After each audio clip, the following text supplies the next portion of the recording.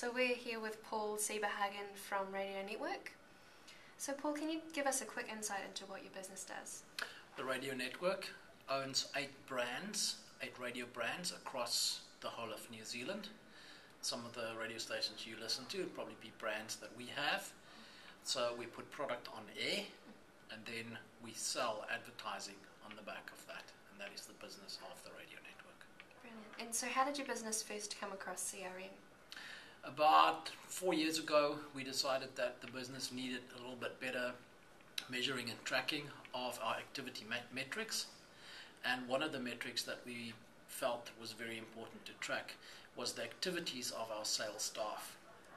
Initially, we had a balanced scorecard that had revenue as well as activity metrics in it. The activity metrics came from all various sources, mostly Excel based, that mostly our sales staff filled in.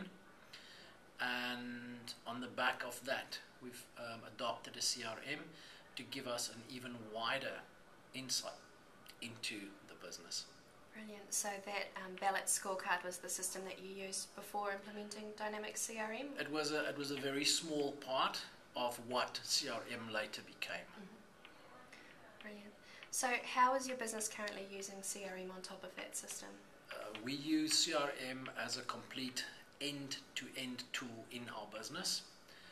Typically, a client would be prospected. The part of the business that deals with the client from a first prospect until we get an order, and then the maintenance of the client of that, we call lead to contract. Very important part of the system.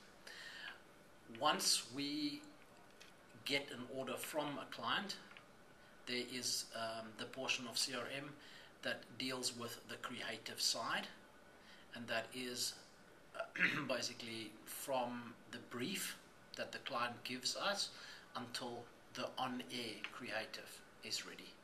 That is a second really important part of CRM for us. Brilliant. And finally, how has CRM changed the way that your business runs?